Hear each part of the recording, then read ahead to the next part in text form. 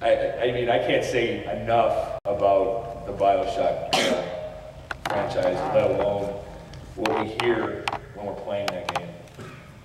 I mean, how did you get into that? I mean, how did BioShock fall into that? Well, I really got it.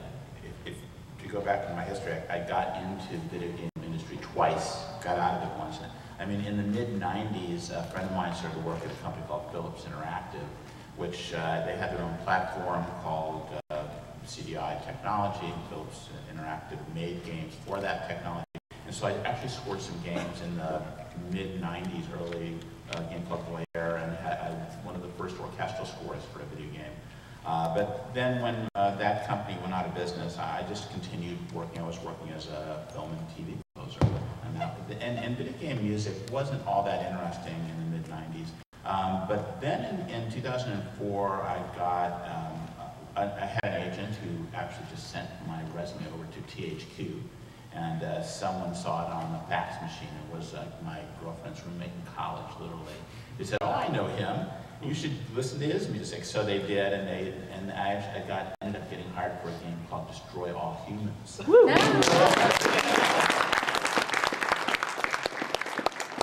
That was just serendipity. When they told me about this game, they said, "Well, it's the 1950s, and they want this sort of retro Bernard Herrmann, The Day the Earth Stood Still kind of score." I said, "That's great." And they said, "Would you do a demo?" And I said, "No, I would do that." I said, because I sent them what I thought was just right in their Bernard Herrmann-esque music. So they hired me anyways, and which was very fortunate for me. And the audio director I worked on on that project, she went on to Irrational and to do BioShock. And she said, "Well, we got to hire Garry because I think he's a wonderful composer." And so it was really one thing led to the next. And because the folks at Irrational, Ken Levine, didn't know who I was. And so that was a great opportunity. BioShock was really interesting. I mean, all the projects I've worked on, I've never been asked to do something as intriguing as that and given as much creative license. So that was really just luck, and then everyone liked what I did. So that led to other opportunities as well. So very good. Luck plays a part in all this. Well, I think skill plays a lot with it too. I'm just going to say.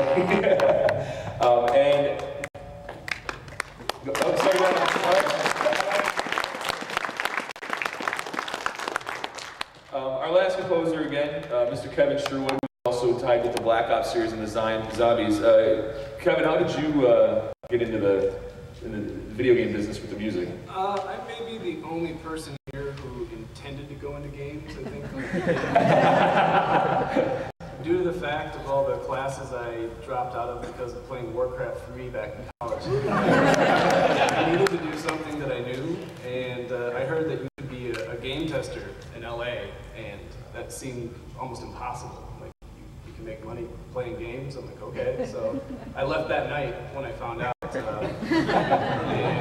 like $1,000 in my pocket out to LA. And, they actually didn't accept my resume to be a game tester, and I called the lady, and I had to go through voicemail to find her name, and I told her that she called me and I missed her call, which was bending the truth a little bit.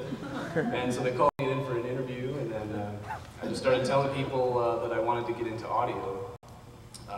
And eventually I had a guy named David Vonderhaar who heads up the multiplayer for Treyarch, and he helped me out.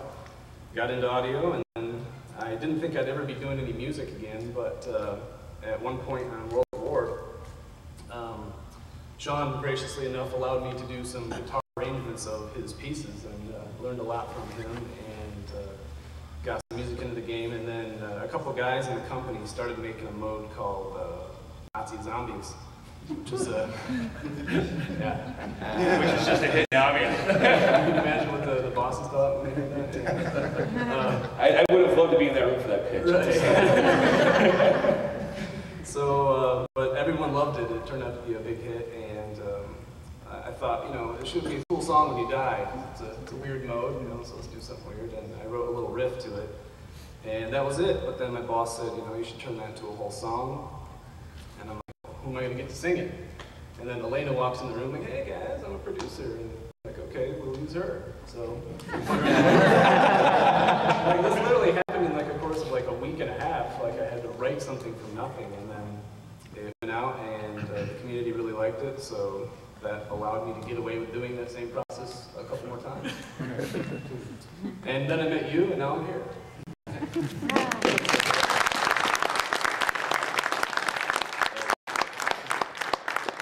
I'm gonna ask a blanket question, and I want to go ahead and jump in on it.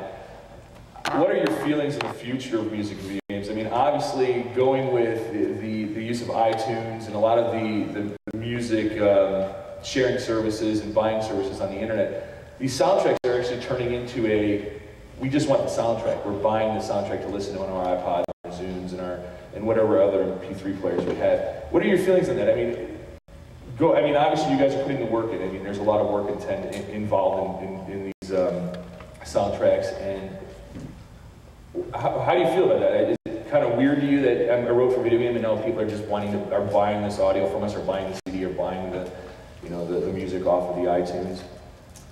I don't think you write with the intention of selling music on iTunes.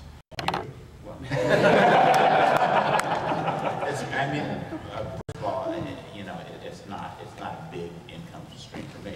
But that said, I mean, it's great. But you write for the game. You write the best music you can for the project you're hired for. And then if there's a demand frankly, it doesn't cost very much. It used to cost a lot of money to put out a CD. And nowadays, it doesn't cost very much at all. You can basically upload that music to iTunes and Amazon MP3, and it with almost no cost associated with it, because the music already exists. So it's easy, and now it's just so easy, and the access is so. Although, if you search probably any one of our names, the free MP3 download is one of the first things that comes. So file sharing is still takes a lot of those. Well, here's a caveat as well. For guys in our business, resources are everything. If you work in television, which has small budgets, you're liable to do a synth score that has 2 or 3 live players on it, and the time constraints it's a quick turnaround. So you have maybe 4 days to write, and then you have to mix it, get it on the air, turn around and do it again. In video games, the budgets have grown exponentially. I mean, you're working with movie budgets now.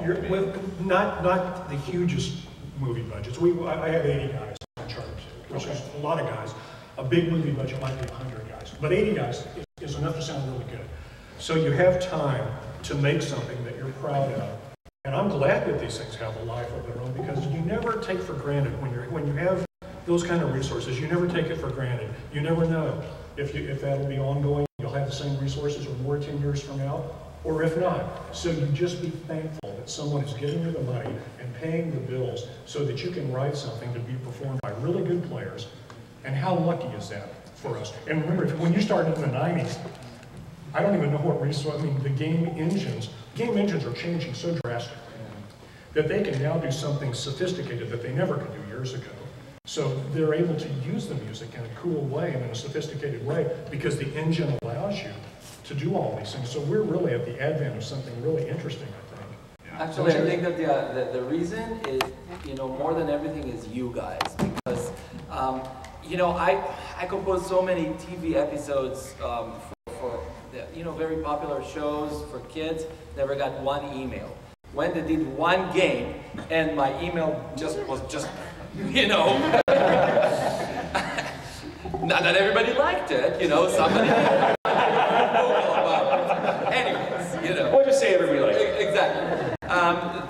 So basically, I feel that the gamers, not even the avid gamers, but every gamer just cares so much about every aspect that has to be with the video game, and including the scores. They write about it, they listen, they buy.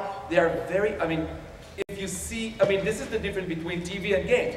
TV or a movie, you just watch it, you sit and watch.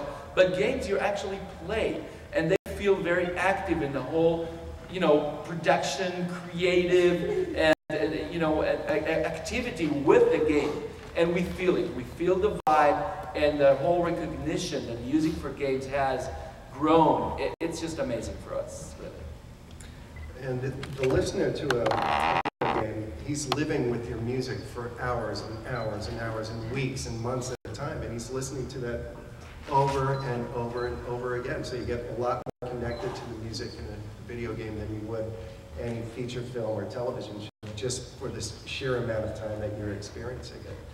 So, you know, when people hear something on their favorite multiplayer map or, you know, their favorite menu, and that comes on, it's like, oh my God, I get to relax now and play my favorite game, and there's my favorite cut. So it makes sense that you would want to go out and then buy the soundtrack or rip it, whatever. Enjoy it. Enjoy it, yes. That kind of ties into my next question regarding the community. I know Kevin and I actually do play Black Ops Zombies together. So I'm going to direct this question to you first, Kevin, because you do have a very, I know your community just because I've been involved with you in gaming quite a bit.